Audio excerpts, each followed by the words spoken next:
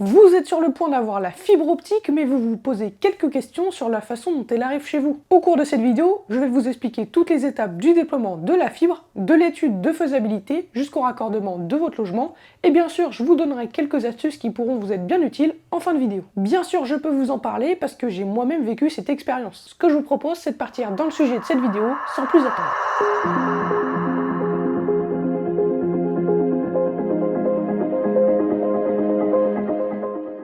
Pour commencer cette vidéo, quoi de mieux que de vous expliquer ce qu'est la fibre? Parce que oui, vous en avez tous entendu parler, mais savez-vous ce qu'elle est réellement? La fibre optique est une technologie de transmission de données à très haut débit. Elle permet de transmettre des informations numériques en utilisant la lumière à travers les câbles de fibre optique composés de verre et de plastique très fin. Cette technologie offre des vitesses de transmission beaucoup plus élevées que les technologies traditionnelles, comme la DSL, basée sur des liaisons en fil de cuivre. D'ailleurs, c'était mon ancien moyen d'accéder à Internet, comme la plupart d'entre vous qui regardez cette vidéo. Bref, la fibre optique est utilisée pour la connexion Internet car elle permet de bénéficier de débits très élevés pour les jeux en ligne, les streamings et j'en passe. Vous savez maintenant ce qu'est la fibre optique, mais avez-vous eu l'occasion de la voir physiquement? Durant l'installation de la fibre optique chez moi, j'ai eu l'occasion de récupérer un petit échantillon de la fibre optique. Et figurez-vous que c'est ce que je tiens actuellement dans ma main. Ce que vous voyez là n'est pas vraiment la fibre, mais plutôt tout ce qui est autour pour la protéger. Je m'explique. La fibre optique est tellement fragile que nous sommes obligés de la recouvrir de plusieurs protections pour la protéger. Voici un schéma à l'écran vous montrant tout. En premier, nous avons la gaine du câble, que je ne possède malheureusement pas. Ensuite, nous avons cette petite gaine blanche qui se trouve juste en dessous. Puis, la fibre de renfort. La fibre de renfort, je ne sais pas si vous voyez très bien, mais c'est des tout petits cheveux. Je vais essayer de vous approcher ça pour que vous voyez un petit peu mieux. Je ne sais pas si vous voyez très bien, mais c'est vraiment minuscule. Et tout ça, en fait, ça recouvre encore les gaines optiques qui sont juste en dessous et la fibre que je vais vous montrer juste après. En dessous de la fibre de renfort qui est juste ici, nous avons la gaine optique qui est rouge. Alors je ne sais pas si vous la voyez très bien, oui on la voit juste ici là. Donc ça c'est la gaine optique et juste en dessous de celle-ci se trouve la fibre optique que je vais essayer de vous montrer et vous allez voir c'est un tout petit brin de vert. Et voilà, j'ai réussi à faire un focus et vous voyez le tout petit brin qui se trouve juste ici, et bien c'est la fibre optique. Ce qui nous fait comprendre un peu plus pourquoi il faut autant la protéger. J'espère que vous voyez bien parce que là je m'en rends pas vraiment compte, mais c'est minuscule. C'est vraiment impressionnant.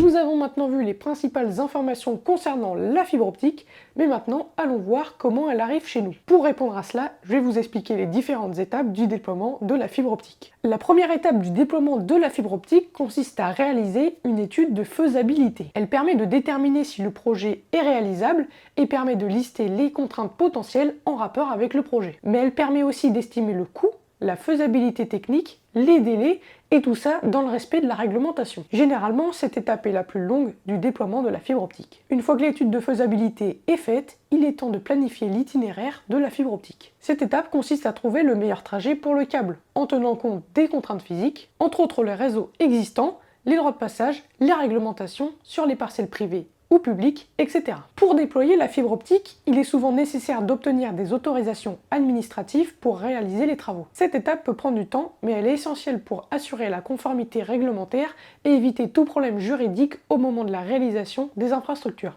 Une fois les autorisations obtenues, il est temps de construire les infrastructures nécessaires au déploiement de la fibre optique, telles que les pylônes, les chambres de tirage, les boîtiers de raccordement, les fourreaux souterrains, etc. Cette étape est cruciale pour assurer la solidité et la durabilité du réseau de fibre optique. Maintenant, l'opérateur en charge du déploiement du réseau va se charger d'enterrer les fourreaux, poser les poteaux télécoms et passer la fibre de manière à assurer la distribution publique du réseau de communication. À l'issue de ce déploiement, l'opérateur disposera d'un délai durant lequel il sera chargé de commencer sa commercialisation et il sera prioritaire. Mais pas de panique, en attendant quelques mois, les autres opérateurs arriveront eux aussi dans votre secteur. Une fois que la fibre optique de distribution est posée, il est temps de raccorder les utilisateurs au réseau en installant des équipements de raccordement tels que les points de terminaison optique ou encore les points de mutualisation dits PM. Pour cette étape, voici en détail comment ça se passe. Tout d'abord, lorsque le technicien arrive chez vous, il va se diriger vers ce que l'on appelle une chambre télécom. Celle-ci est généralement située à quelques mètres de votre habitation dans la rue. Cette chambre télécom sert à passer des câbles de réseau de télécommunication tels que les câbles téléphoniques,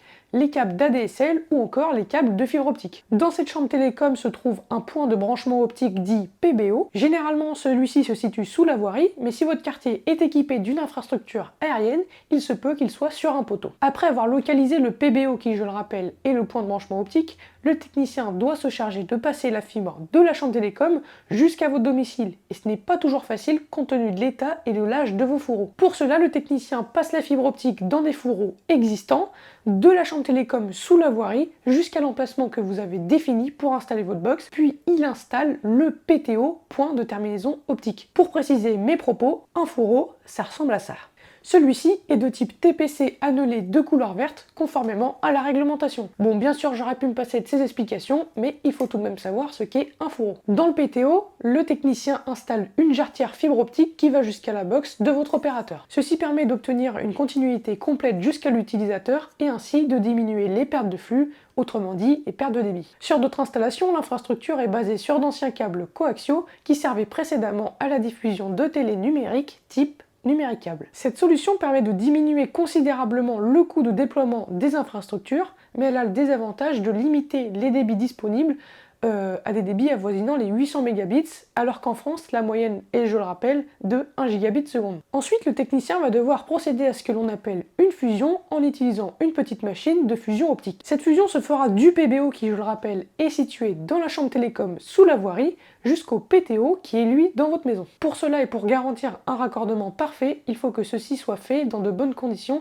et de façon précise. C'est pour ça qu'on utilise cette machine. Je tiens à préciser que si ces fusions sont mal faites ou sont faites dans de mauvaises conditions, eh bien cela entraînera de pertes de débit sur votre connexion, ce qui est un peu embêtant quand même. Mais du coup, à part relier deux petits bouts de fibre optique, vous vous demandez sûrement à quoi consiste cette opération. Eh bien, elle consiste à assurer une coupe franche et nette des brins de fibre optique. Ensuite, à aligner précisément ces derniers et à procéder à la fusion par le biais de cette petite machine de fusion optique. Une fois fusionnés, ces deux petits brins de fibre optique n'en forment plus qu'un. Et du coup, cette étape est vraiment cruciale puisqu'elle va grandement influer sur la qualité de votre raccordement. Avant de connecter le PTO à votre box, le technicien s'assure que la continuité est assurée jusqu'au PM, donc le point de mutualisation, qui se trouve généralement dans votre village. Pour cela, il utilise un stylo test lumineux spécialement conçu pour la fibre optique. Ce dernier émet une lumière qui va se répandre dans le câble optique, ce qui permet la localisation dans le point de mutualisation et ainsi le raccordement au réseau public. D'ailleurs, pour en revenir au petit stylo test, j'ai même pris une photo pour vous montrer.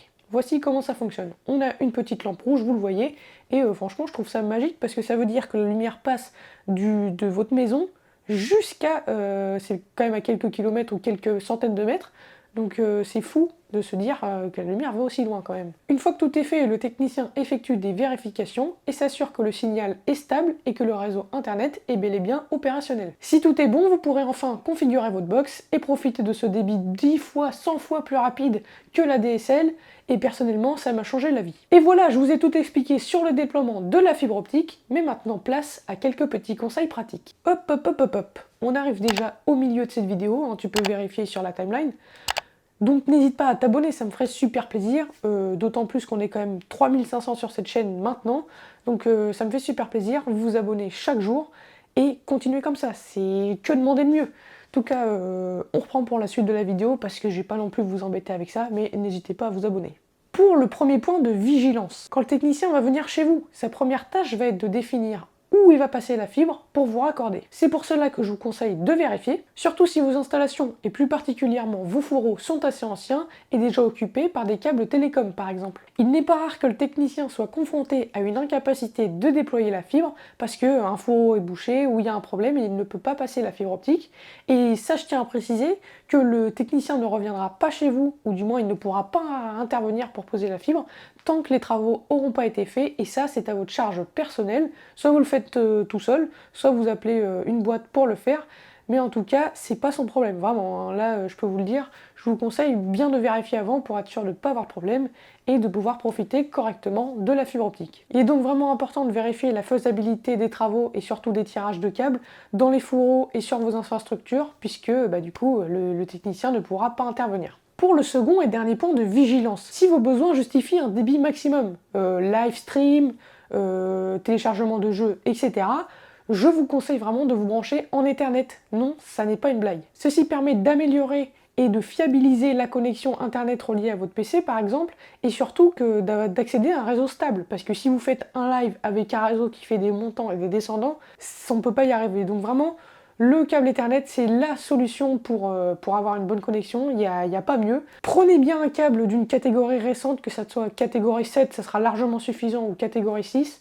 On a les catégories 8 je crois, mais bon après là ça sert plus à grand chose, mais ça renforce la fiabilité. Pour illustrer tout ce que je viens de vous expliquer à propos du câble Ethernet, ce que je vous propose c'est de venir sur mon ordinateur, faire ce que l'on appelle un speed test pour les intimes, qui n'est autre qu'un test de connexion en ascendant et en descendant. On le fera sans câble, donc connecté au Wi-Fi de ma box, et on le fera avec un câble Ethernet, histoire que vous vous rendez un peu compte de la différence. Là, je suis sur le site de Speedtest actuellement et je suis relié en Ethernet. Et je vais appuyer sur le petit bouton Go et vous allez voir le débit dans quelques secondes qui est juste incroyable. Vous le voyez, ça monte directement, on a atteint les 932 mégabits seconde et là on est aux alentours de 860 mégabits seconde en ascendant. Donc c'est juste incroyable, on est sur du 7 ping. Et vous voyez, ça monte directement, donc voilà, 880 mégabits seconde en ascendant et 932 en descendant et en Ethernet. Maintenant, on va faire le même test, mais attention, connecté au même réseau en Wi-Fi. Et voilà le verdict. Là, j'ai fait le test avec mon Wi-Fi, bien sûr, sur le même réseau, et on a une différence qui est juste énorme. On a plus de 700 mégabits de différence. On est à 169 en descendant et 122 en ascendant, donc vraiment, vous comprenez peut-être mieux maintenant l'importance du câble Ethernet. Pour un dernier petit conseil gratuit, ça mange pas de pain, je vous partage un lien en description donc qui est la carte de l'Arcep et qui en gros montre le déploiement de la fibre optique, donc que ça soit un peu partout dans la France, hein, bien sûr. Par exemple, si vous le voyez juste ici, là, tout ce qui est en bleu, on a la petite légende, ça veut dire qu'ils sont supérieurs à 90% de déploiement. Et si vous souhaitez suivre le déploiement dans votre commune et savoir à peu près quand vous serez relié, soit vous passez par la carte de l'Arcep, donc pour ma part je suis en Normandie par exemple, je vais aller, je sais pas, au Havre, voilà. Vous voyez que tout le monde est à peu près déployé, mais si vous voulez être sûr vraiment de votre connexion, allez directement sur le site de l'opérateur. Par exemple, si je vais sur... Voilà, on fait un test de... Vous tapez test d'éligibilité, vous rentrez votre adresse, donc par exemple, on va mettre l'adresse clairement qu'ils viennent de mettre là.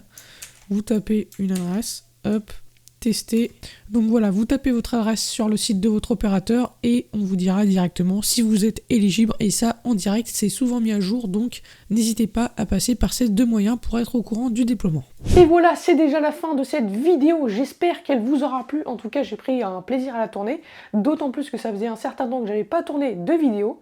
J'espère aussi que cette vidéo aura été suffisamment claire pour vous et que vous aurez tout compris. Si ce n'est pas le cas, vous pouvez laisser vos questions et vos commentaires sur le Discord qui, je le rappelle, est en description. Et si vous n'avez pas Discord, pas de panique, vous pouvez également laisser vos questions dans l'espace commentaires et même vous pouvez commenter tout simplement. Moi et la communauté essayerons d'apporter des réponses à vos questions, donc franchement, on vous remercie si vous posez des questions. Osez poser des questions, ça ne me freinera pas puisque mon plaisir c'est de vous répondre quand même, c'est un peu le but de la chaîne, d'aider les gens. Donc vraiment, n'hésitez pas à poser vos questions si vous avez le moindre problème. Sur ce, moi je vous retrouve pour une prochaine vidéo, n'hésitez pas à vous abonner, à liker, à partager. Et n'oubliez pas, du coup, vu que j'ai la fibre, eh ben je commence les lives, j'en ai déjà fait 2 chez moi, donc c'était sur GTA, mais on fera des lives plus intéressants, vous inquiétez pas, on trouvera des trucs à faire, ça sera vraiment sympa. Donc n'hésitez pas à activer la petite notification pour être au courant de tout ce qui arrive sur la chaîne. N'hésitez pas à aller voir mes réseaux sociaux qui sont aussi en lien dans la description pour être au courant de tout ce qui arrivera sur la chaîne. Et moi je vous dis ciao pour de prochaines vidéos. Allez, ciao! J'ai l'impression que c'est fini quand même. On va peut-être couper la caméra.